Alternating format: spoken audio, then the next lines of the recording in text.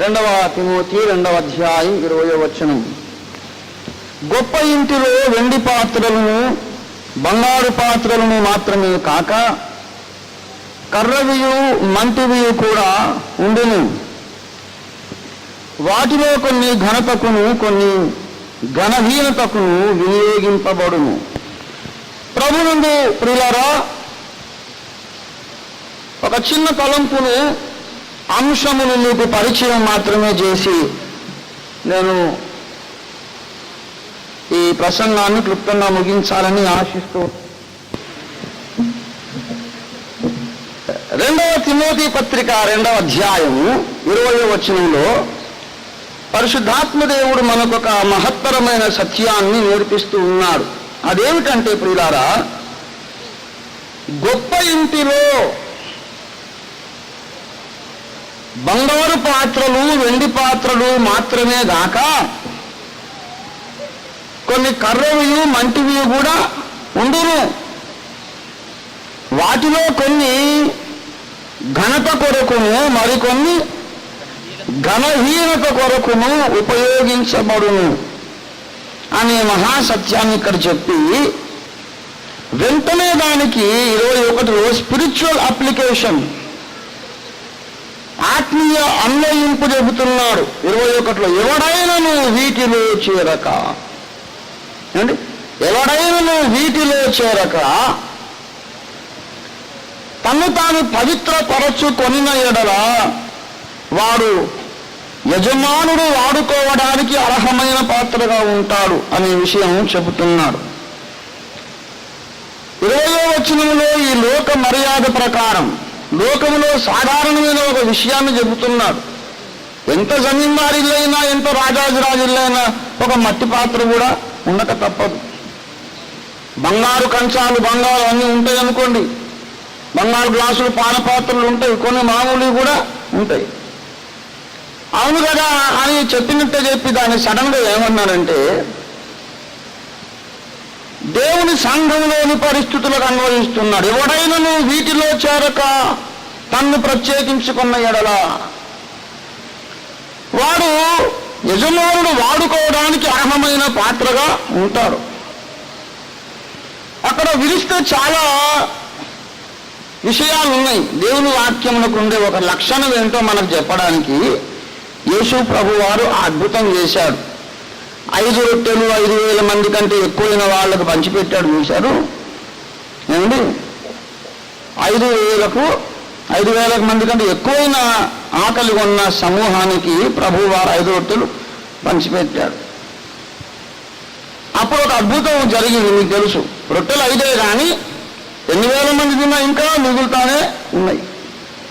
ఒక అద్భుతం ఏంటంటే, ఒక పాఠం ఏంటంటే, రొట్టెను విరుచుట ద్వారా అక్కడ ఏం జరిగిందంటే అభివృద్ధి జరిగింది. అలాగే వాక్యం అనే దాని అది ఉన్నట్టే ఉంటే అందులో అభివృద్ధి ఉండదు. అది ఒక వాక్యమే. దాన్ని ముక్కలుగా విరిచినప్పుడు అందులో నుంచి 100 ప్రసంగాలు 1000 ప్రసంగాలు 1,00,000 ప్రసంగాలు వస్తాయి. అందుకే విరవాలి. విరుచుటలో 2 ఆశీర్వాదాలు ఉన్నాయి. విరుచుటలో ఒక ఆశీర్వాదం ఏంటంటే ఆ రొట్టె అనేది విస్తరిస్తుంది, ఎక్కువ అవుతుంది, అభివృద్ధి అవుతుంది. విరిచినప్పుడు ఇంకొక ఆశీర్వాదం ఏంటంటే ఎప్పుడైతే విరవబడుతుందో మన కన్నులు తెరవబడతాయి. లూకాసు వార్త 24వ అధ్యాయము దయచేసి గమనించండి. 30వ వచనం. ఆయన వారితో కూడా భోజనమును కూర్చున్నప్పుడు ఒక రొట్టెను పట్టుకొని స్తోత్రము చేసి దాన్ని విరిచి వారికి పంచిపెట్టగా వారి కన్నులు తెరవబడి, రొట్టె విరవబడింది, కన్నులు తెరవబడినవి. అక్కడ దేవుని బిడ్డలారా గమనించాలి. రొట్టె విరుచుట వలన తమకు ఎలాగూ తెలియబడును అని ఆ కింది వచనంలో చెబుతారు. When you break the word of God, when you divide the word of God, our spiritual eyes are opened, they are enlightened. దేవుని బిడ్డలారా, వాక్యముగానే ఉంచు. వాక్యమును ఏం చేయాలి? మనం ముక్కలుగా విలువాలి. మీకు ఇష్టమైతే విరిచి రాసుకొని ఇంటికి పోయి ధ్యానం చేసుకొని విరుద్దాం, విరగొడదాం, అవన్నీ మనం చెప్పుకోండి. ఏమండి 21వ వచనం చూడండి. వీటిలో చేరక అనే మాట ఒక ప్రత్యేకమైన అంశం. రెండవది తను తాను పవిత్రపరచుకొనుట, అది ఇంకొక అంశం. ఏమండి వాడు పరిశుద్ధపరచబడి, అది ఇంకొక విషయం. ఎందుకు ఎట్లా అంటే నేను అది మళ్ళీ వివరిస్తాను మీకు. తరువాత ప్రతి సత్కార్యము అని చూసారా, యజమానుడు ఒక మనిషిని వాడుకున్నప్పుడు జరిగే సత్కార్యములు ఎన్ని, అది మీరు ధ్యానం చేయండి.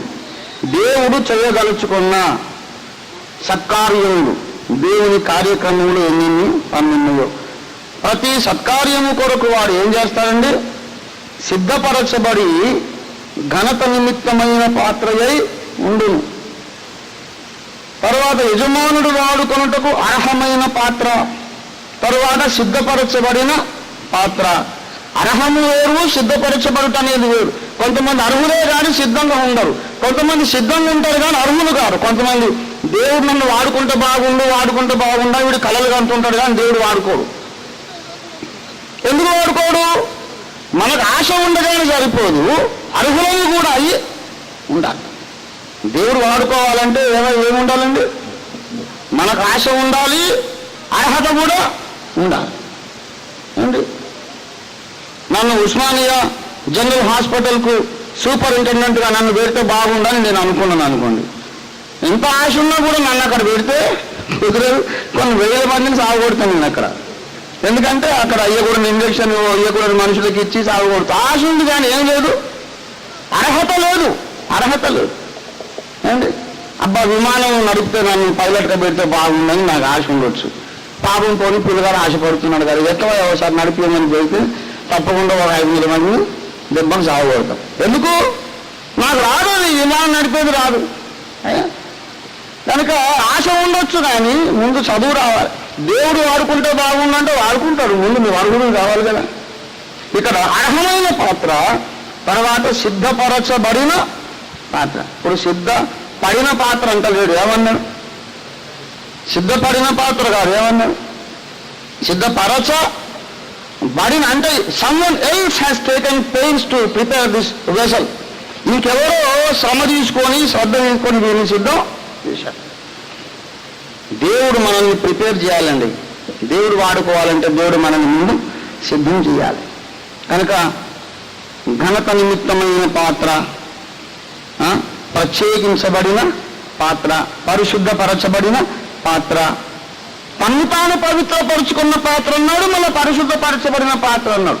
ఇప్పుడు తను తాను అంటే ఒక వ్యక్తి పరిశుద్ధుడు కావడంలో వాని ప్రయత్నం కూడా కొంత ఉన్నది, దేవుని ప్రయత్నం కూడా కొంచెం. పరిశుద్ధపరచబడిన అంటే దేవుని ప్రయత్నం, తను తాను పవిత్రపరచుకొని అంటే తన సొంత ప్రయత్నం. ఇతని ప్రయత్నం కూడా చేశాడు, దేవుని కార్యం కూడా జరిగింది. అప్పుడే వాడు ఏదో ఒక పరిశుద్ధంగా తయారయ్యాడు. దేవుని ప్రయత్నం లేకుండా మన సొంత ప్రయత్నంతో కూడా మనం పరిశుద్ధులు కాలేము. మనం అసలే కోఆపరేట్ చేయకుండా ఒక దేవుడే పని చేస్తూ కూడా మనం పరిశుద్ధులు కాలేము. God cannot do without your active involvement. నీ ప్రయత్నం కూడా కావాలి. నీ మనసులో నువ్వు ఒక స్థిర తీర్మానం చేయాలి. కనుక తన్ను తాను అనే మాట ఉంది, మళ్ళా దేవుడు చేయడం కూడా ఉంది. రెండు ఎక్కడైనా సరే మీరు చూడండి. మరి ప్రకటన గ్రంథం 21వ అధ్యాయం, ప్రకటన గ్రంథము 21వ అధ్యాయం 2వ వచనం, నూతనమైన యెరూషలేమును పరిశుద్ధ పట్టణం భర్త కొరకు అలంకరింపబడిన అన్నారా, అలంకరించుకున్న అన్నారా?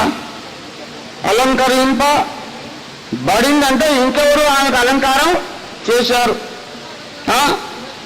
ఎంత పెళ్లి కుమార్తె పెళ్లి చేసుకోవాలని ఎంత ఇంట్రెస్ట్ ఉన్నా కూడా ఆమె సొంతంగా ముస్తాబు చేసుకోదు. అమ్మలక్కలు ఆమె చుట్టూ చేరి ఆమెకు అక్కడ రంగు పూసి ఇక్కడ రంగు పూసి అట్లా కొప్పేసి మళ్ళీ ఇప్పి ఇట్లా అట్లా కుదరలేదు అని రకరకాలుగా ఆమెను ముప్పు తిప్పలు పెడుతుంది కానీ ఒక పెళ్లి కూతురు తయారు కాదు. అరే అందరూ బొందమ్మా, నాకు తెలియదండి, ఆఫీస్లో నేను ఇంత కాలంగా పనిచేస్తున్నా, నాకు తెలుసు, నేను కూడా మంచిగా ముస్తాబ్ అవుతా అని అంటే ఆయన ఎవరు అట్లా వదిలిపెట్టారు. అట్లా నిన్ను పీక్కుతే ఒకటే టైం అని మాకు, రేపటి నుంచి అవి పిలిచినా వీళ్ళు రారు, అవి కొత్తగా ఇప్పుడు ఒక్కరోజే వేస్తారు. పెళ్లి కుమార్తె సిద్ధపడాలంటే ఏంటి, ఎందరో అమ్మలక్కలు పని చేస్తారు. సిద్ధపరచబడిన, అలంకరించబడిన. కానీ 19వ అధ్యాయానికి రండి, ప్రకటన 19లోకి రండి, 7లో ఆయన భార్య తన్ను తాను సిద్ధపరచుకొని ఉన్నది. ఇప్పుడు చూడండి, గొర్రెపిల్ల వివాహోత్సవ సమయం వచ్చింది, ఆయన భార్య తన్ను తాను సిద్ధపరచుకుంది కదా. అంటే అమలక్కలను ముస్తాబు చేశారా, ఆమె చేసుకుందా?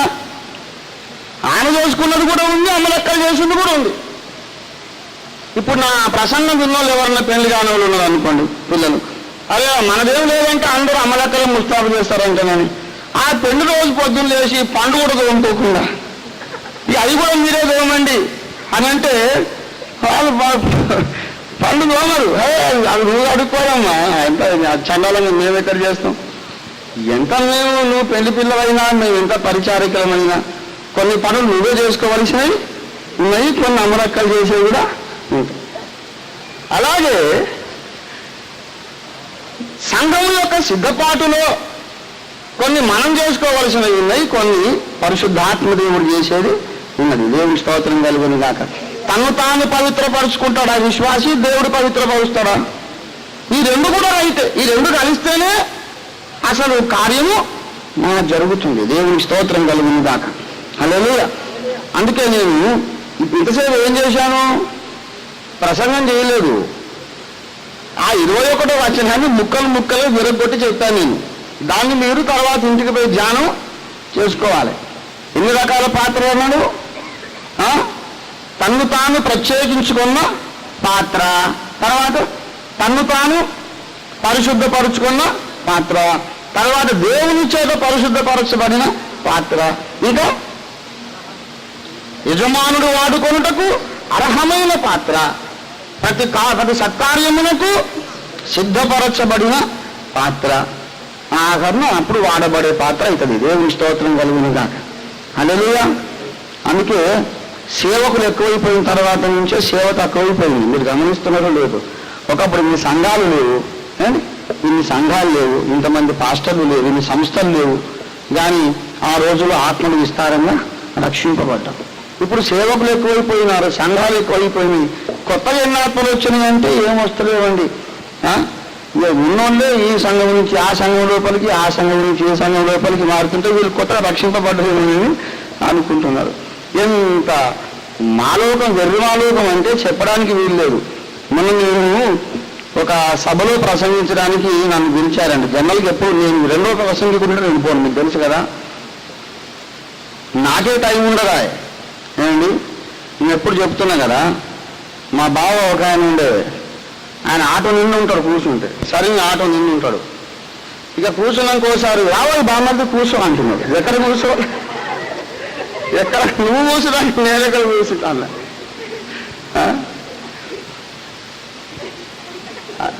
అట్లా మా బావ కూర్చున్నాక ఇక ఇంకొకటి కూర్చున్నాక, అట్లా నేను నన్ను ప్రసంగికుడు చేసినాక ఇంకొకరికి టైం ఆడ ప్లేస్ ఉండదు.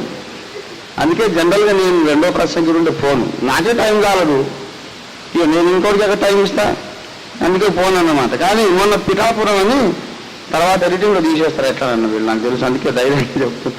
అక్కడ స్పెషల్గా యాజ్ ఎ స్పెషల్ కేసు అన్నాను, మీరు ఈ ఊరు ఎప్పుడు రాలేదు, మిమ్మల్ని ఊరికి పరిచయం చేయాలి, మీరు దయచేసి మీరు మొండిపోయొద్దు, తప్పకుండా రండి అని బతిమాలారు. సరేనని వెళ్ళా. అక్కడ ఎంతమంది మీరు యేసు ప్రభువును రక్షకునిగా అంగీకరిస్తున్నారు? చేయొద్దండి అని ఈయన ఏదో ప్రసంగం చేశాడు. ఆయన చెప్పిన మాటలు కూడా ఏంటంటే, మేము ఇంతకాలం విగ్రహాలను మొక్కాము, మేమున్న మతంలో మాకు సమాధానం లేదు, యేసు మతం మాకు కాదు. ఇదే మాట, we are not satisfied in our religion, we want to accept this new religion అన్నోడు ఎవరో చెయ్యొద్దండి అంటే అందరూ చెయ్యెత్తారు. వీళ్ళు ఒక్కొక్కరు 30 ఏళ్ళ బట్టి పాస్టర్స్, బైబిల్ విను, వీళ్ళందరూ. తర్వాత కనుక్కుంటే తెలిసింది ఏంటంటే, అసలు ఆల్టర్ కాలిస్తే ఎవరు చేయకుంటే దొరగారు బాధపడుతున్నాడు, మీ అందరూ ఎత్తండ్రా అని ఆ సంస్థలో కొందరు సేవకులు ఉంటారు, వాళ్ళ భార్యలు ఉంటారు కదా, ఈ స్థానిక నాయకుడు నేర్పించాడు. ఆయన ఎప్పుడు చేయటమన్నా ఎత్తాను, ఇక దేనికన్నా కానీ, అది రోగం కానీ రక్షణ కానీ ఇంకేమన్నా కానీ, అరే ఎవరు చేయకుంటే ఆయన డిస్కరేజ్ అవుతున్నాడు. ఇక తర్వాత వాళ్ళు వీళ్ళు చెప్పినందుకు అప్పటి నుంచి ఎత్తు అన్నది అవసరం చెప్తారు.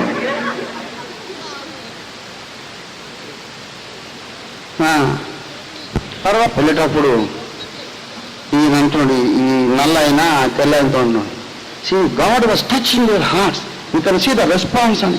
ఎంత బూటకము, ఎంత వేషధారణ, నాకెంత భయంకరంగా అనిపించిందంటే నన్ను నేను చాలా కంట్రోల్ చేసుకోవాల్సి వచ్చింది, లేకుంటే భాష చేస్తుంది. ఇంత భయంకరమైన మోసం ఆ తెల్లోనికి ఏం చెప్తున్నాడంటే, వీళ్ళందరూ మీ బోధని రక్షణ పొందిందని చెప్తున్నాడు. ఇలాంటి బూటకపు రిపోర్ట్స్ తప్ప నిజంగా ఎంతమంది రక్షింపబడుతున్నారు? వీళ్ళెంత దొంగలంటే నేను చెప్తున్నాను నేను.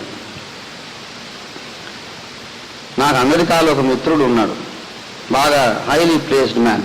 ఆయన నాకు చెప్పింది ఏంటంటే, ఇక్కడ నుంచి ఈ సంస్థలు ఈ నెల మా దగ్గర 50 మంది రక్షింపబడ్డారు, 100 మంది రక్షింపబడ్డారు అని వీళ్ళు చెప్పే సాక్ష్యాలు, రాసే రిపోర్ట్స్ అన్ని లెక్కలు కూడితే అది భారతదేశ జనాభా కంటే ఎక్కువ ఉన్నదట. It is more than Indian population put all together. More than 100 crores people already converted in India. 100 కోట్ల మంది కంటే ఎక్కువ ఆల్రెడీ రక్షింపబడు. ఇక్కడ చూస్తే 100కి ఒకడు కూడా నిజమైన బిల్లువారు, నిజమైన విశ్వాసి లేడు. 100కి 2 అంటున్నారు. అందులో కూడా ఈ 100కి 2 ఎవరెవరు కలిసి అయినారు? మరియమ్మ పూజ చేసేటోళ్ళు, సారా బుడ్లతో క్రిస్మస్ చేసేవాళ్ళు అందరు కలిస్తేనే 100కి 2. ఇది పరలోకానికి వచ్చేది ఎవడో, కోటికొక్కడో ఎంతమందో. ఏమండి, అలాంటి పరిస్థితులలో ఈ దొంగలేమో ఇట్లా రిపోర్ట్ రాయడం. ఏది సేవ ఎక్కడ జరుగుతుంది? పాస్టర్స్ కాన్ఫరెన్స్లో ఏమండి మీరు బాగున్నారా? బాగున్నదండి. నువ్వెంత బాగున్నావో నీ బొజ్జ చూస్తేనే తెలుస్తుంది. సార్ దేవుడు ఎంత బలంగా వాడుకుంటున్నాడో చూస్తే అర్థమవుతుంది. సమృద్ధిగా వాడుకుంటున్నాడు దేవుడు, దేవుడిస్తాడు. ఒక పాస్టర్ గారు ఏమంటే బాగున్నారా అని అంటే, బాగున్నారు, ఫుల్ గాస్పుల్ అంటే.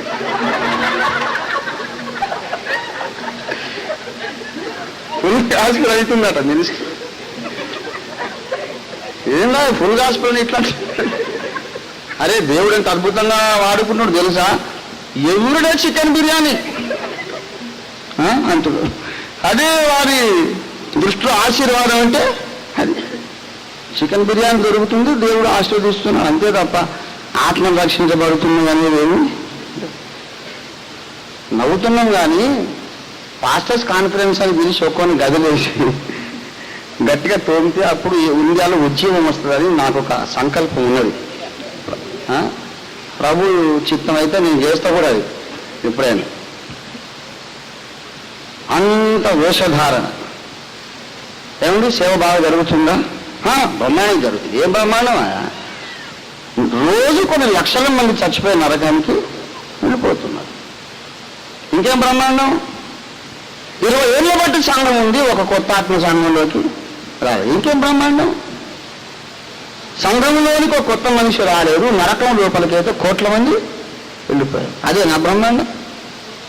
సిగ్గుపడవలసింది పోయి, అయ్యో ఎక్కడో లోపం ఉన్నది, ఎక్కడో లోపం, దేవుని మహిమ చూడలేకపోతున్నాను, దేవుని కార్యాలు చూడలేకపోతున్నాను, ఎక్కడ లోపం ఉంది అని పరిశోధన చేసుకునేది పోయి దేవునికి వాడే విర్రవీగుతున్నాడు. సేవ బాగా జరుగుతుంది, ఎందుకంటే బిల్డింగ్లు కట్టుకుంటున్నాడు కాబట్టి, బ్యాంకు అకౌంట్ పెరుగుతుంది కాబట్టి, అందుకు సేవ బాగా జరుగుతుంది. నా దగ్గరికి కొంతమంది వచ్చి గుడి చూద్దామని వచ్చి, ఇదేనా నీ కలర్ వాల్ పోస్టర్లు చూస్తే వదిలిపోతున్నాయి, ఇట్లాంటి గుడి కట్టినవేంది? సరిగా వాడుకున్నట్టుంది కదా దేవుడు. దేవుడు వాడుకోకపోవడం బిల్డింగ్ను బట్టే తప్ప ఆత్మ ప్రత్యక్షతను బట్టి, వాక్య ప్రత్యక్షతను బట్టి కాదు. వాక్యం ఎవరికి కావాలండి? ముందు బిల్డింగ్ కావాలి. ఏమండి, దేవుని బిడ్డలారా, అసలు స్పిరిచువల్ వాల్యూస్ అనేదే మర్చిపోయాం మనం. ఏది విలువైనది, ఏది రమ్యమైనది, ఏది ఖ్యాతి గలది, ఏది ముఖ్యమైనది అనేది మనం మర్చిపోయాం. కనుక యజమానులు వాడుకొనుటకు అర్హమైన పాత్రలు చాలా అరుదుగా దొరుకుతున్నాయి. యజమానుడు వాడుకొనుటకు అర్హమైన పాత్ర. ముందు మనం సపరేటెడ్ వెసల్స్ కావాలి, ప్రత్యేకించబడిన పాత్రలను కావాలి, పరిశుద్ధపరచబడిన పాత్రలను కావాలి, సిద్ధపరచబడినటువంటి పాత్రలను కావాలి. ఆ తర్వాత దేవుడు మనల్ని వాడుకుంటాడు. దేవుని స్తోత్రం కలుగును గాక. హల్లెలూయా. అయితే ఇంతకు నా అంశం అది కాదు. నా మూలవాక్యం 20వ వచనం. ఇంతసేపు ఏం చేస్తున్నా? 21వ వచనం నేను విడుస్తూ ఉన్నాను. ఈ ముక్కలు ఇంటికి పోయి మీరు ఏం చేసుకోవాలి? మళ్ళా ప్రసంగాలు సిద్ధం చేసుకోవాలి. పౌలు ఏమన్నాడు? కాలముని బట్టి చూస్తే మీరందరూ బోధకులు కావలసి ఉండగా. ఏమంటే ఎంతసేపటికి వినుకుంటే అట్లా ఎంతసేపు 3వ క్లాసులో ఉంటాం. ఊరి చివరికి రావాలి, ఇంటర్మీడియట్ రావాలి, గ్రాడ్యుయేషన్ కావాలి, మళ్ళీ సేవకులు బోధకులు కావాలి. దేవుని స్తోత్రం కలుగునుగా. ఇంతకు 20వ వచనం 21వ వచనం కలిపి ఆలోచిస్తే దేవుని ఇంటిలో, ఇక్కడ గొప్ప ఇల్లు అనేది దేనికి సాదృశ్యం? ఎవరిలో గొప్ప ఇల్లు? దేవుని ఇల్లు. దేవుని ఇంటిలో 2 రకమైన పాత్రలు ఉన్నవి. దేవుని ఇంట్లో ఉన్న విశ్వాసులందరినీ కలిసి 2 కేటగిరీస్ చేశారు, 2 వర్గములుగా విభజించారు. ఒకటేమో ఘనమైన పాత్రలు, బంగారము, వెండి మొదలైనటువంటి విలువైన పాత్రలు. గొప్ప ఇంటిలో కొన్ని గొప్ప పాత్రలు ఉన్నవి, మరికొన్ని కర్రవి మంటివి అయినటువంటి విలువలేని పాత్రలు ఉన్నవి. అలాగే విశ్వాసులలో కొంతమంది విలువైన పాత్రలు, కొందరు విలువ తక్కువ ఉన్న పాత్రలు. ఇక్కడ ఒక ముందుకు సాగక ముందు ఒక ముఖ్యమైన విషయం మీకు చెప్పాలి. అది కర్రదైనా, మట్టిదైనా, లేక బంగారముది, వెండిదైనా వాటి యజమానుడు ఒక్కడే. అవన్నీ కూడా ఆ యజమానుని పాత్రలే తప్ప ఇంకో యజమానునికి చెందినవైతే కాదు. బంగారు కంచం ఉంది, బంగారు పాత్ర ఉంది, దానికి నోరొచ్చి ఆ మట్టి కుండ ఉంది అక్కడ. అరే నువ్వు పాత్ర అంటే నీ మొహం, నీ బతుకో విలువ ఉందా? అసలు 2 రూపాయలు, 1 రూపాయలు కుండ వస్తుంది, నన్ను కొనాలంటే ₹1,00,000. నేను ₹1,00,000 దాన్ని, నువ్వే ₹1 దానివి. నువ్వు అసలు నా తోటి దానివి కాదు, నువ్వు గొప్ప ఇంటికి చెందిన దానివి కాదని తోసేసింది అనుకో. అది న్యాయమేనా? అది మాట్లాడింది సత్యమేనా? కాదు. ఇది విలువైంది కావచ్చు, అది విలువలేనిది కావచ్చు, కానీ అది అవసరమే, ఇది అవసరమే. ఎండాకాలం చల్లటి నీళ్లు కావాలంటే తప్పకుండా మట్టి కుండే కావాలి. బంగారు కుండలు పెడితే ఇంకా ఉడుకు వేడి అవుతాయి నీళ్ళు.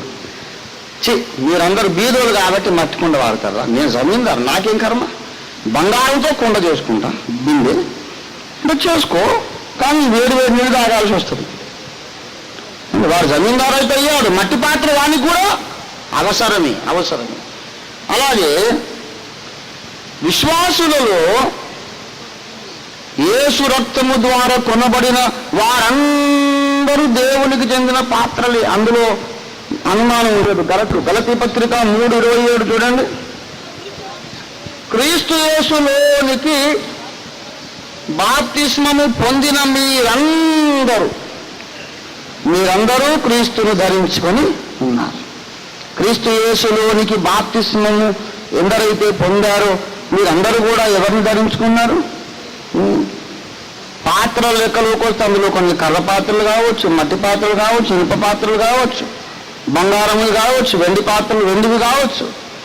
వీళ్ళందరూ కూడా ఎవరిని ధరించుకున్నారు?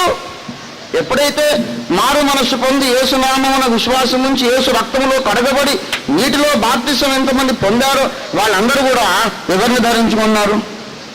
అంతే. ఇక వాడు ఎవరైనా కానీ రక్షణ పొందిన వారు క్రీస్తును ధరించుకొని ఉన్నారు,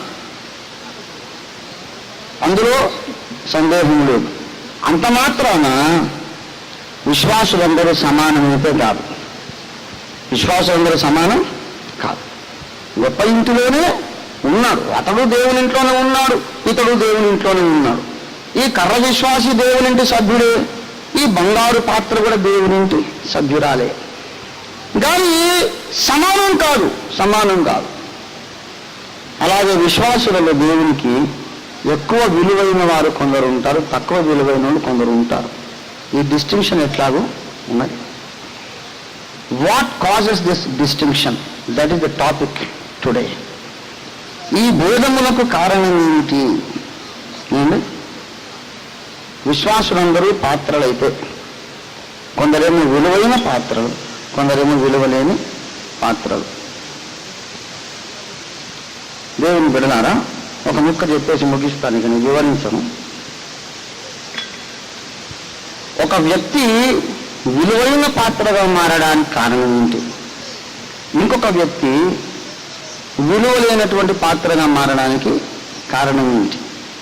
what decides the value of a believer? ఆ విషయం తెలుసుకుందాం. విశ్వాసులలో రెండు వర్గాలు ఎందుకొరకు ఉన్నాయి అనంటే, రక్షణను గూర్చి, బాగా వినండి ఈ మాట, రక్షణను గూర్చి క్రీస్తు సంఘములో రెండు రకముల ఫిలాసఫీలు ఉన్నాయి, రెండు రకముల వివరణలు, రెండు రకముల అభిప్రాయాలు, రెండు రకముల ఎక్స్ప్లెనేషన్స్, రెండు రకముల డెఫినేషన్స్.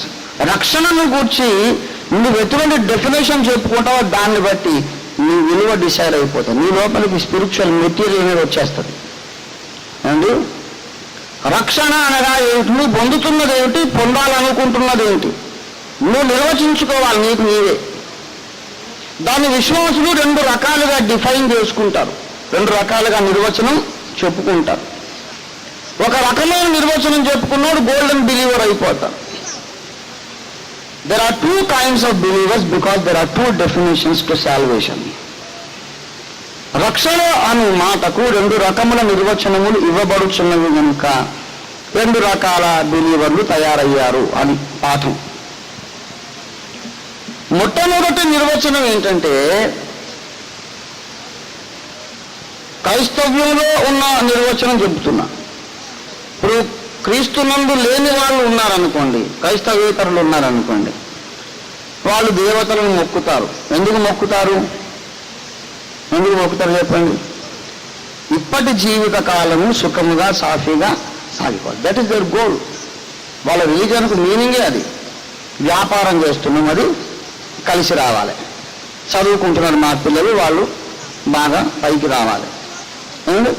ఆరోగ్యం బాగుండాలి, మా పొలాలు బాగా పండాలి. ఈ లోకం తప్ప ఇక దాన్ని దాటది ఆయన దృష్టి. ఎందుకయ్యా నువ్వు దేవుణ్ణి నమ్ముతున్నావు, ఎందుకు దేవతను ఆరాధిస్తున్నావు? కొన్ని వ్రతాలు ఉంటాయండి, ఆడపిల్లలు చేసే వ్రతాలు అండి.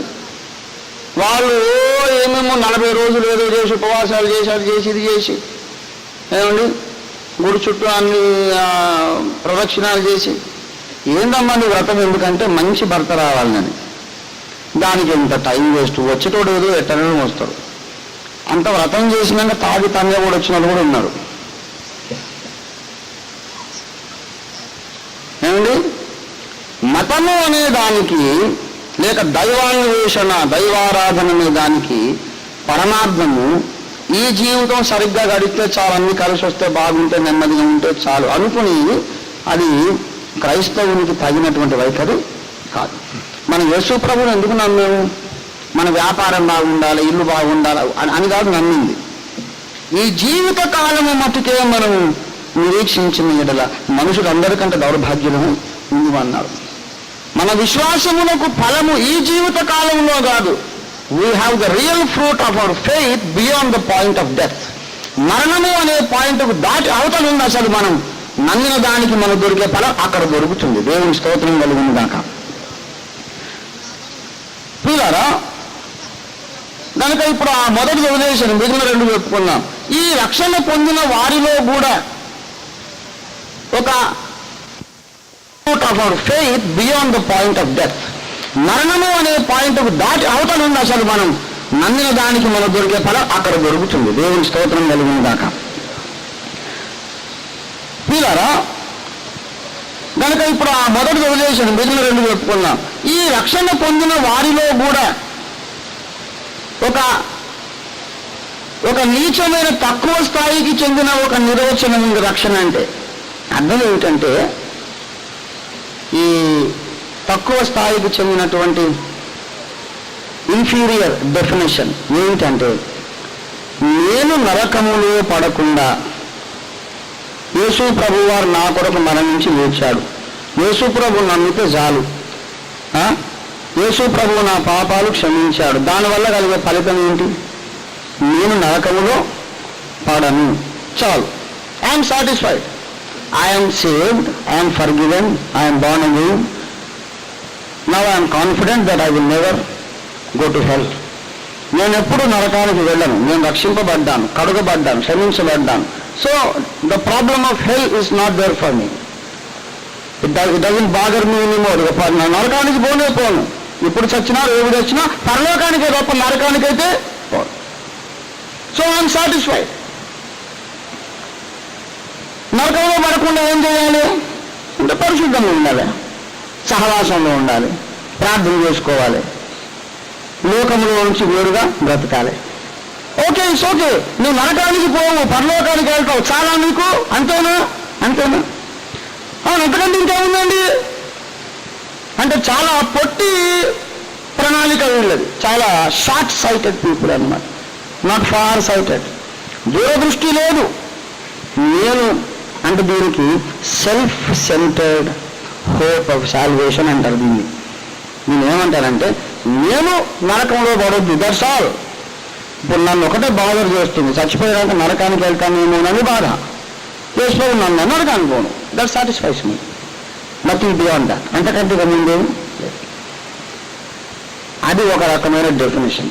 కొంతమంది విశ్వాసులు అంతేనండిగా, మేము రక్షింపబడుతుంది, చచ్చిపోతే నరకానికి వెళ్ళము, కనుక ఇంకా చాలు, ఇంతకంటే ఇంకేం ఆరాటం చేసే అవసరం లేదు. కానీ నేను నరకమునకు వెళ్ళను అనే ఒక్క నిరీక్షణతో సంతృప్తి పడని వాళ్ళు ఉన్నారు. వాళ్ళకి ఇంకో నిర్వచనం ఉంది, బాగా వినాలి ఇప్పుడు. Some people are there, they don't know, I mean they know, they are confident that they will never go to hell. వాళ్ళు నరకములకు వెళ్ళము అనే గొప్ప నమ్మిక ఉంది, కానీ దాంతో తృప్తి కూడా లేదు వాళ్ళకి. అలాంటి తృప్తి లేనటువంటి విశ్వాసి, తన భక్తి జీవితమును గూర్చి తనకు తృప్తి లేనటువంటి విశ్వాసి పౌలు భక్తుల్లో మనకు కనపడతారు. ఫిలిప్పీ పత్రిక 3వ అధ్యాయం చూడండి దయచేసి. ఫిలిప్పీ 3వ అధ్యాయము 12వ వచనం చదవండమ్మా.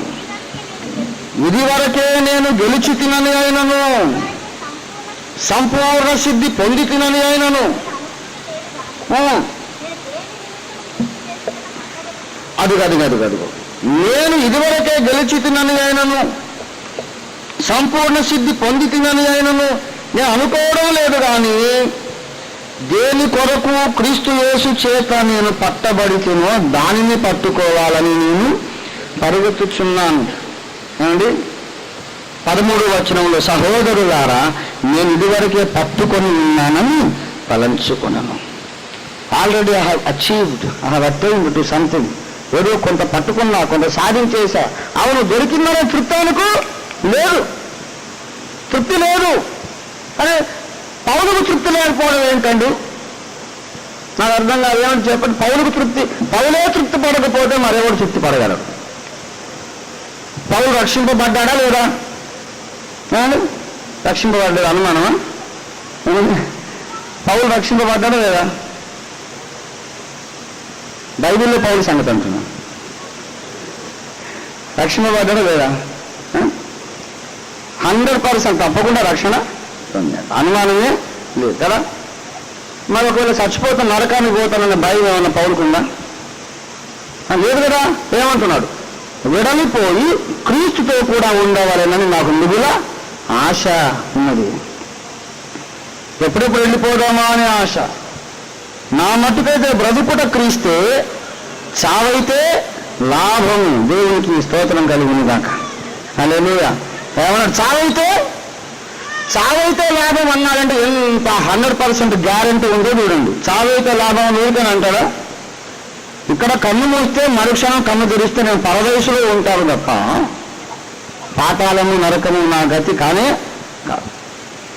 రక్షణ పొందాడు, తప్పక నేను పరలోక రాజ్యంలో ఉంటానని నమ్మకం ఉంది. కానీ ఇంకా సాటిస్ఫాక్షన్ లేదు. మరి ఇంకా ఏం కావాలి నీకు? మనిషి సాధించవలసిన అన్నిటికంటే ఉన్నతమైనటువంటిదే నువ్వు సాధించేసావు కదా. రక్షణ పొందా, ఇంకేం కావాలి? తృప్తి లేదు, చాలదా? ఏం కావాలంటే అదే ఇది కాదు బాబు. దేని కొరకు నేను క్రీస్తు యేసు చేత పట్టబడుతున్నాను. నరకము తప్పించుకొనుట కంటే ఇంకా ఉన్నతమైన గోల్ ఏదో ఆయనకు ఉన్నది. ఆ ఉన్నతమైన గోల్ ఏంటో తెలుసా? పరలోకములో అడుగు పెట్టడమే కాదు. వినండి బాగా. పరలోకములో అడుగు పెట్టడమే కాదు, పరలోక రాజ్యములోనే ఉన్నతమైన స్థానము ఉన్నది. ఏమిటది? ప్రకటన 3:21 ప్రకారం, నేను జయించి నా తండ్రితో కూడా ఆయన సింహాసనము నందు కూర్చుండి ఉన్న ప్రకారము జయించు వానిని నాతో పాటు నా సింహాసనము మీద కూర్చుండనిచ్చడను. ఇప్పుడు పౌలు మామూలు విశ్వాసులేమో వాళ్ళది పొట్టి ప్రణాళిక, చాలా చిన్న షార్ట్ సైటెడ్ ప్లాన్. అగ్నిగుండం ఉంది, అది ఎట్లా ఎస్కేప్ అయ్యి పరలోక రాజ్యం అడుగుపెట్టి అమ్మయ్య అని ఊపిరి పీల్చుకుంటారు. ఇక గొడవ వదిలిపోయింది రాబాయి, పరలోకంలో అడుగుపెట్టి నాకు ఇంతే చాలని. కానీ పౌలు దృష్టి అది కాదు, మన పట్ల దేవుని దృష్టి కూడా అది కాదు.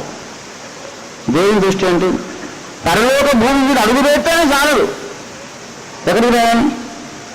సింహాసనము మీదికి. when you consider that what it means sitting on the throne of heaven, పరలోక సింహాసనం మీద కూర్చుండుట అనగా దాంట్లో ఏమేమి అనుభవాలు, ఏమి బాధ్యతలు, ఎన్ని మహిమలు ఇమిడి ఉన్నాయో ఆలోచన చేస్తే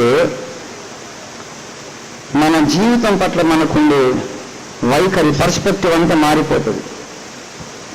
నేను ఈ లోకమందు బ్రతుకుట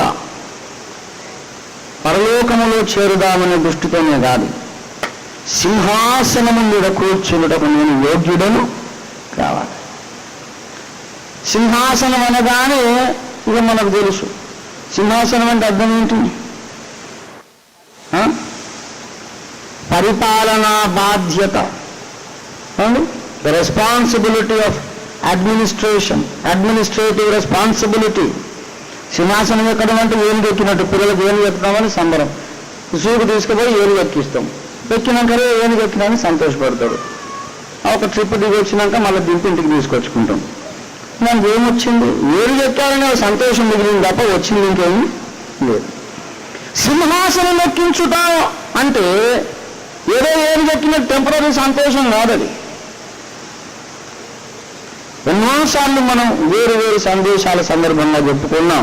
1 కొరింథీ 6వ అధ్యాయంలో 2వ వచనంలో ఒక మాట అన్నాడు, 3వ వచనంలో ఒక మాట అన్నాడు. ఏమండి? పరిశుద్ధులు లోకమునకు తీర్పు తీర్చుదురు, మనము దేవదూతలకు తీర్పు తీర్చుదుము. కనుక ప్రియులారా, పరలోకములో ఉంటేనే చాలు అన్న మనిషికి ఏమి లేదన్నమాట, ఏమి లోపించిందన్నమాట. దేవుడు మనకి ఇవ్వాలనుకున్న ఆ మహిమ ఏమిటోననే దృష్టి వీడికి లేదు. దేవుడు ఎక్కడికి పిలుస్తున్నాడో చూడండి. ఎక్కడికి పిలుస్తున్నాడు ఆయన? ఎక్కడికి? సింహాసనము మీదికి పిలిచాడు. For me salvation means this, getting prepared and trained to sit on the throne of heaven. నన్ను అడగండి, రక్షణ అంటే ఏమనుకుంటున్నావా నువ్వు? మామూలు మనిషిని అడిగితే ఏమంటాడంటే నరకం తప్పించుకోవాలి, పరలోకంలో ఉండాలి, అదే రక్షణ. నన్ను అడగండి రక్షణ అంటే ఏంటంటే, అదే రక్షణలో మీరు చెప్పింది ఫస్ట్ స్టెప్ అది, ఇట్స్ ఓన్లీ బిగినింగ్. అది పాపాలు క్షమించబడాలి, తర్వాత మనం పరిశుద్ధులు కావాలి, ఫ్యూచర్లో మళ్ళీ పాపం చేయకుండా బ్రతకాలి. అవును, చనిపోతే పరలోకంలో ఉంటామని నిరీక్షణ కలిగి బ్రతకాలి. అది ఒక స్టెప్. అది ఇంకా బోలు స్టెప్పులు వేయాలి. రక్షణ అనగా పరలోకమందు చేరగలమనే నమ్మిక కలుగుటతో పాటు నన్ను దేవుడు సింహాసనం మీద కూర్చుండబెడితే సమర్థవంతంగా పరిపాలన చేయగలను అనే కాన్ఫిడెన్స్ కూడా రావాలి. అంతవరకు వస్తేనే అప్పుడు మనం ఏమనుకోవచ్చు, పట్టుకొంటిని సాధించి తినని భావించవచ్చు. దేవుని స్తోత్రం కలిగింది దాకా. కొంతమందికి ఏమో వినండి బాగా, నా మటుకు నేను నరకం నుండి తప్పించుకుంటే చాలు అనే దానిని ఏమన్నాను, self centered hope of salvation. నేను ఒక్కరిని రక్షింపబడితే చాలు అనేది దానికి ఉన్నటువంటి స్వార్థపూరితమైన నిరీక్షణ. ఇప్పుడు నేను చెప్పిందేమో అది క్రైస్ట్ సెంటర్డ్ హోప్. అది ఎందుకు సింహాసనం మీద కూర్చుంటున్నామంటే ఏ హోదాలో కూర్చుంటుందో తెలుసా? As the wife of the lamb of God. సింహాసనం ఎక్కుతున్నామంటే ఏమి కెపాసిటీ అది? ఎందుకు ఎక్కాలి అక్కడ? యేసుక్రీస్తు ప్రభు యొక్క ఇటర్నల్ లైఫ్ పార్ట్నర్, యేసు ప్రభు యొక్క భార్యగా మనం అక్కడ కూర్చుంటాం. దాని గురించి నేను మహిమ ప్రపంచం అనే గ్రంథం రాస్తున్నాను ఇప్పుడు. ప్రియులారా, నరుడు ఒంటరిగా ఉండుట మంచిది కాదు, వానికి సాటి అయిన సహాయం వాని కొరకు చేయుదును అని యెహోవా అనుకొని అని అంటే అదంతా కూడా మనం మనుషులు ఒంటరిగా ఉండొద్దనే సంగతి కాదు. కొంతమంది పెళ్ళైన వాళ్ళని అడగండి, అసలు ఆ వచనం తప్పుతారంటాడు. నరుడు ఒంటరిగా ఉండటమే మంచిదండి. అది ఏదో అనుభవం లేని రాసినట్టు సార్. అది పెళ్లి కాని వాళ్ళు అట్లా రాస్తారు. పెళ్ళైన వాళ్ళు అడగండి, నేను చెప్తాం అనుభవ సారం. నరుడు ఒంటరిగా ఉంటే ఎంతో మంచిది అని. ఒక తమ్ముడు వచ్చి అంటున్నాడు, అట్లా కాదన్నా, అట్లా కాదు, అట్లా అంటే నువ్వు పెళ్ళయే మంచిది, పెళ్ళిగా నువ్వు నీకేదో అట్లా అయిందని మాకందరికి అదే సూత్రం పెడతావు నువ్వు అని అంటున్నాడు. అంటే నువ్వు చెప్పండి, ఇంకా కాక తగిలిన తర్వాత అప్పుడు వేరే సాక్ష్యం వస్తుంది.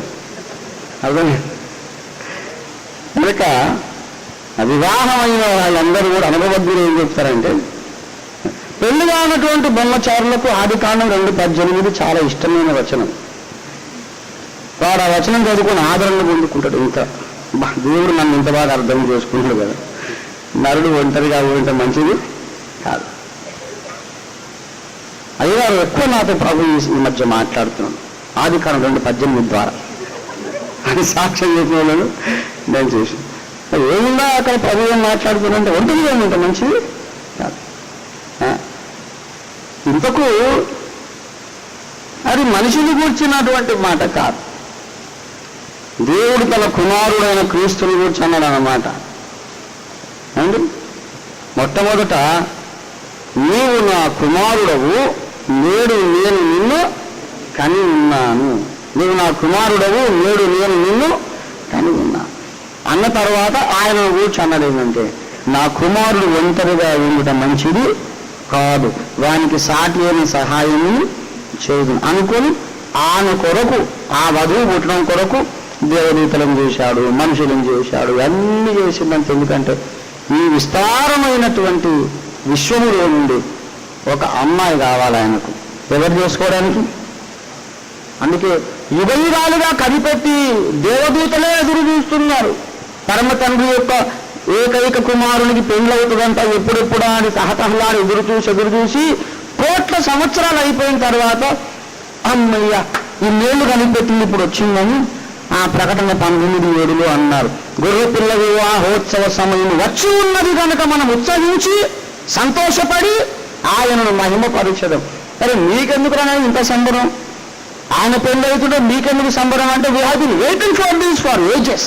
దీని కొరకు ఎదురు చూస్తున్నాం యుగయుగాలు కనిపెట్టి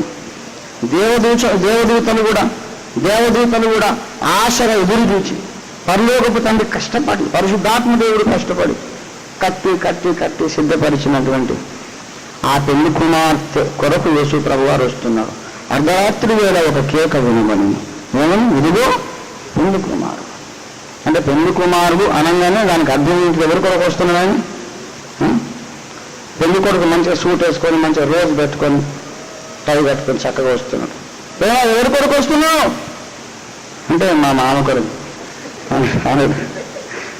మామ కొరకు రాడు. ఎవరి కొరకు వస్తావు? అక్కడికి వచ్చినాక వెతుక్కుంటాడు. ఏది మా మామేది, మా బామ్మడిది అని అందరినీ చూడడు, వెతుక్కుంటాడు. ఎవరి కొరకు? పెళ్లి కుమార్తె కొరకు. దేవుని స్తోత్రం. పెళ్లి కుమారుడు ఇంట్రెస్ట్ అంత ఎవరి మీద? మధ్యాకాశంలో యేసుప్రభు వచ్చినప్పుడు ఎవరి మీద ఇంట్రెస్ట్? పెళ్లి కుమార్తె మీద ఇంట్రెస్ట్ ఆయనకు అంతే. ఏమండి? సాటి అయినటువంటి సహాయం. కనుక ఇప్పుడు రక్షణలో నాకుండే ఫిలాసఫీ ఏంటంటే, నేను ఆ పెళ్లి కుమార్తెని ఉండాలి. దేవుని స్తోత్రం కలుగును గాక. హల్లెలూయా. పెళ్లి కుమార్తె అంటే చూడండి, ఒక్క ముక్కలు చెప్తున్నా, మెంటల్గా ఫిజికల్గా కంప్లీట్గా ఫిట్ కండిషన్లో ఉంటే కానీ ఎవరు ఒక అమ్మాయిని పెళ్లి చేసుకోవడానికి ఇష్టపడరు. ఒక అమ్మాయి మహా అందగత్తి అనుకో, కానీ పాపం మెంటల్ హాస్పిటల్ ఉన్నది ఇప్పుడు. ఎవరన్నా చేసుకోవడానికి ఇష్టపడతారా? ఎవరన్నా మా అబ్బాయికి నేను పెళ్లి చేద్దాం అనుకుంటున్నాను, పెళ్లి పేరయ్య గారు ఒక మంచి పిచ్చి తింటే చూడండి చేద్దాం అని అన్నారు. ఏమండి? ఎవరైనా ఒక గూనె ఉంటే చూడండి మా అబ్బాయికి చేద్దాం అనుకుంటున్నాను అన్నాడు. అసలు వీడంతా అష్టవక్రంగా ఉన్నా సరే వానికి మాత్రం అతిలోక సుందరి కావాలి. అసలు వీరి ముఖం చూస్తేనే ఇప్పుడే పీలుగా వేసి వచ్చినట్టు ఉంటాడు. కానీ వాడికేమో పిల్లకు మళ్ళీ వంకలు పెట్టుడు. నల్లగుంది కదా, నల్లగుంది అంటుండే కదా అని ఒక తెల్లటన్నం చూపిస్తే అంతా రక్తంలో కూడా మైదా పిండి బొమ్మలాగా ఉంది. అరే ఎట్లా రాదు తెల్లగా ఉంటేనే ఇట్లాంటివి, నల్లగా ఉంటేనే అట్లాంటివి. ఇంత సెలక్షన్ కదా. ఎవరైనా ఒక అమ్మాయిని సెలక్షన్ చేసుకునేటప్పుడు ఆ అమ్మాయి నేను గుణం చూశానండి, పై రూపం నేను చూడలేదండి అని అంటాడు. ఒక అమ్మాయి నల్లగా ఉన్నది, వీడు మహా పేరుగా ఉన్నాడు.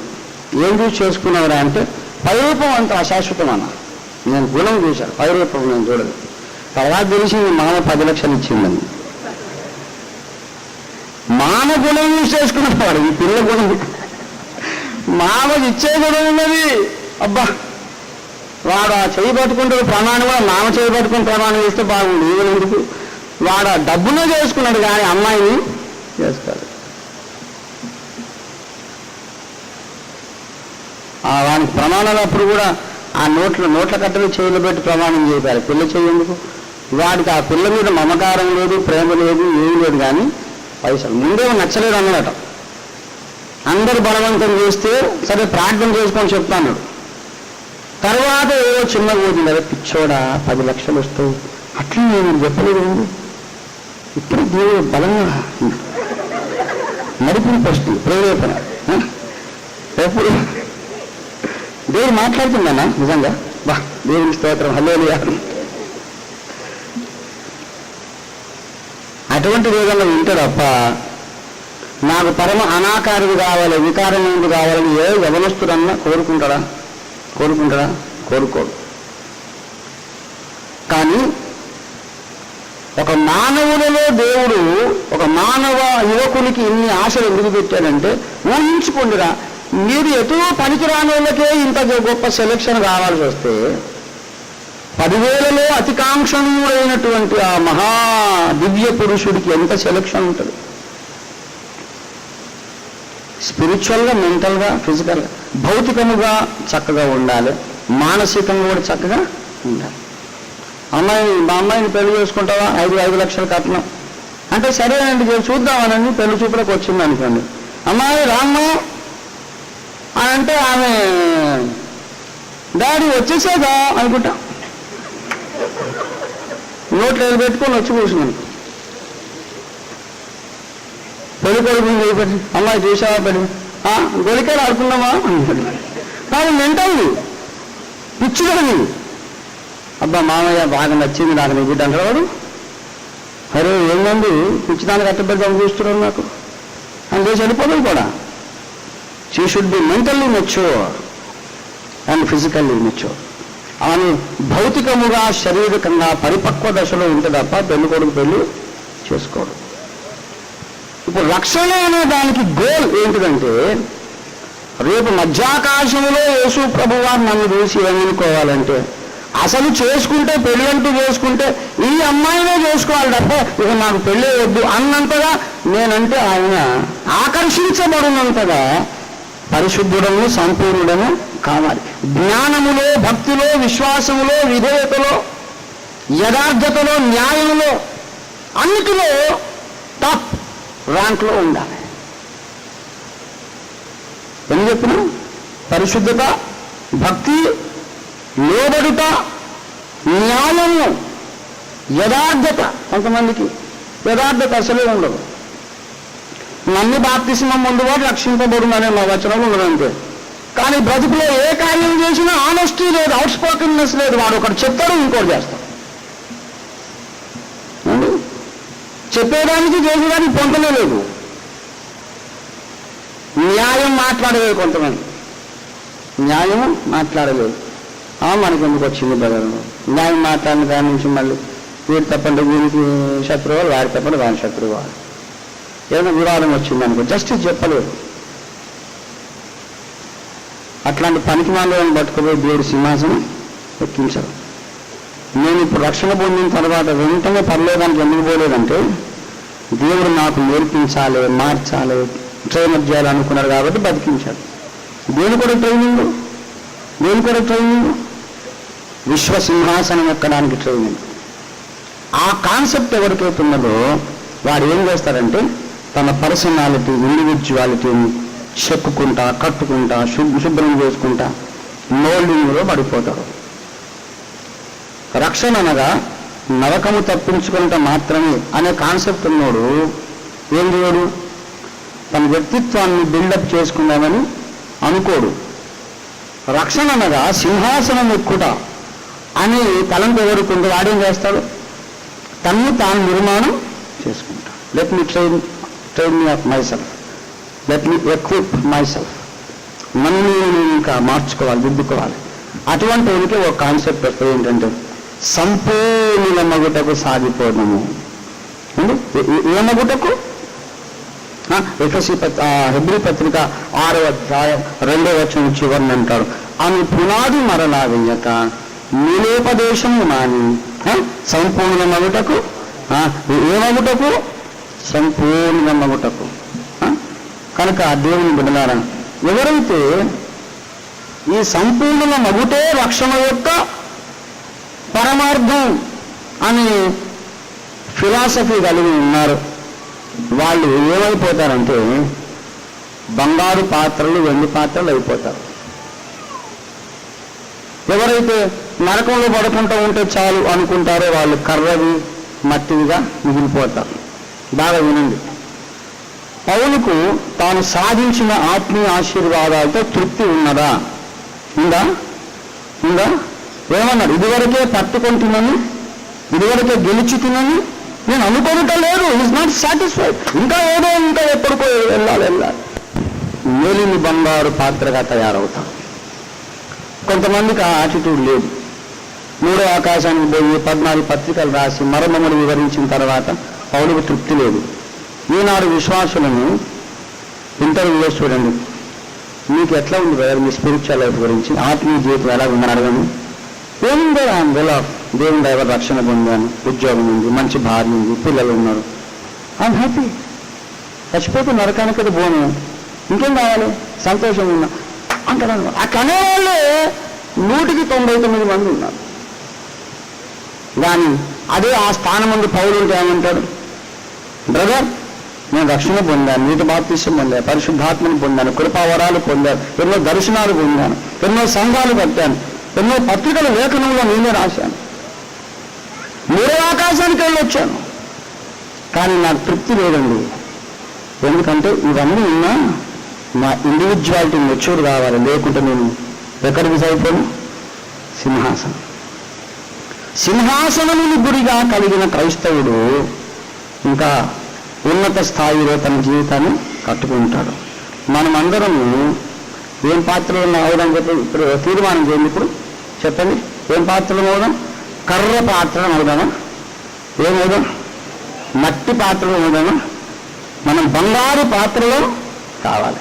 బంగారు పాత్రలను కావాలంటే మనం సాధించిన భక్తి పట్ల, ఆత్మీయ జీవితం పట్ల మనకు తృప్తి ఎన్నడూ ఉండనే ఉండొద్దు.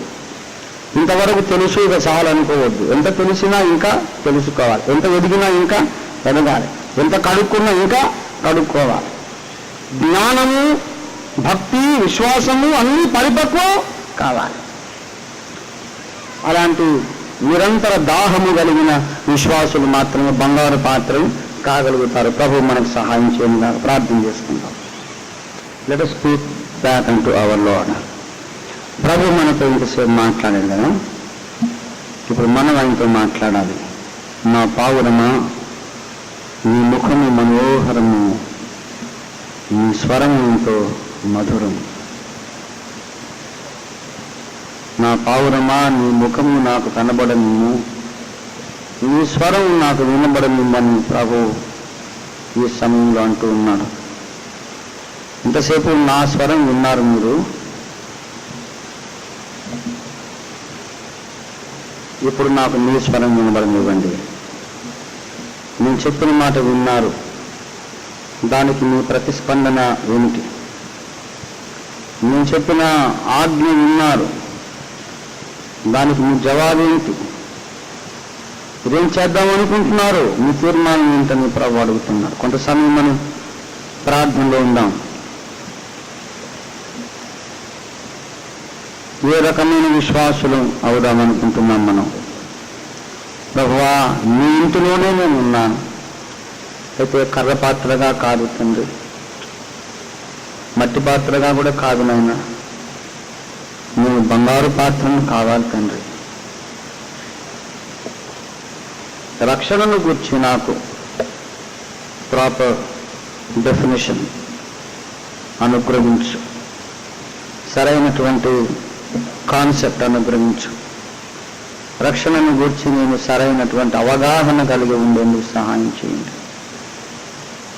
అగ్నిగుండం తప్పించుకుంటే చాలు అని కాదు, సింహాసనం ఎక్కడానికి యోగ్యమైన మనస్సు, మానసిక పరిపక్వత, ఆత్మీయ పరిపక్వత, శారీరక పరిశుద్ధత కూడా ఉండాలి. We need holiness in body, spirit and mind and soul, in our thought life also.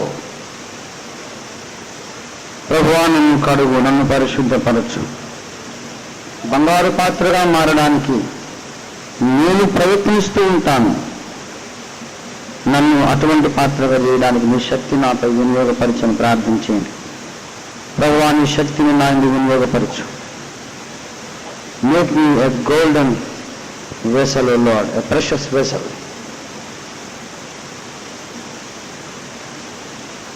ప్రభువా, నన్ను నీకు ఇష్టమైన పాత్రగా చేయి, ఘనమైన పాత్రగా చేయి. హల్లెలూయా, హల్లెలూయా, హల్లెలూయా, హల్లెలూయా. ప్రార్థన చేసుకుందామా? ప్రేమ కలిగిన మా మహాపరిశుద్ధ తండ్రి, నీ దివ్య సన్నిధిలో మీరు మాతో అనేక సంగతులు మాట్లాడి ముచ్చటించినారు. మమ్మల్ని వెలిగించి మండించారు తండ్రి, నీకు వందనాలు చెల్లిస్తూ ఉన్నాము. గొప్ప ప్రభువా, ఈ దినమున మా ప్రభువా మమ్మల్ని మీరు ప్రత్యేకముగా గద్దించి, ఏదో స్వార్థ చింతనతో కూడుకున్నటువంటి నిరీక్షణ, మా మటుకు మేము బాగుంటే చాలు అని కాదు, కానీ దేవుని కుమారునికి విధేయురాలైన, యోగ్యురాలైన భార్యగా మేము ఉండి నిత్యత్వం అంతా ఆయనను సాటిస్ఫై చేయాలి, ఆయన్ని తృప్తిపరచాలని ఉన్నత నిరీక్షణ కలిగి ఉండమని మీరు మాకు బోధించినందుకు నీ స్తోత్రాలు. గొప్ప ప్రభువా, మీ వాక్యము ఇంకను ధ్యానించడానికి, నెమరు వేయడానికి సహాయం చేయండి. మాకందరికి నీ జ్ఞానమును, గ్రహింపు శక్తిని, జ్ఞాపక శక్తిని, ధారణ శక్తిని అనుగ్రహించండి. వినువారము మాత్రమే ఉండి మరచిపోకుండా పవిత్ర జంతువు నిరంతరము నెమరు వేయినట్లుగా మేమును నెమరు వేసి ఇంకా నువ్వు అనేకమైన విషయాలు నీ వాక్యములో నుండి నీ ఆత్మ సహాయంతో నేర్చుకోవడానికి సహాయం చేయండి ప్రభువా. వచ్చిన బిడ్డలందరినీ మీరు ముట్టండి. శరీరమును, ఆత్మను, ప్రాణమును ముట్టి ప్రతి ఒక్క బిడ్డను కూడా పరిశుద్ధపరిచి, స్వస్థపరిచి, బలపరిచినైనా నీ మహిమ కొరకు వాడుకొనండి ప్రభువా. నీకు వందనాలు చెల్లిస్తున్నాం. మేము వీళ్ళకి తిరిగి వెళ్ళినప్పుడు మీరు మా వింటారండి. సమయం అయిపోయిందని ముగిస్తున్నాము, కానీ మీరు మాతో మాట్లాడడం ముగించవద్దు తండ్రి. మా వెంట వస్తూ మాతో మాట్లాడుతూ క్షేమంగా మా గృహాలు చేర్చండి. రాగల వచ్చే వారమంతా మేము నిందారహితులుగా బ్రతికి తిరిగి సిగ్గుపడనక్కర్లేని పనివారుగా ప్రభువా నీ సన్నిధిలో పవిత్రులుగా తిరిగి నీ బల్ల ఎదుట మళ్ళీ వచ్చేవారు మోకరించడానికి సహాయం చేయండి. యేసు పరిశుద్ధ నామమును మీకు ఎంతో వేడుకొని ప్రార్థిస్తున్నాము తండ్రి.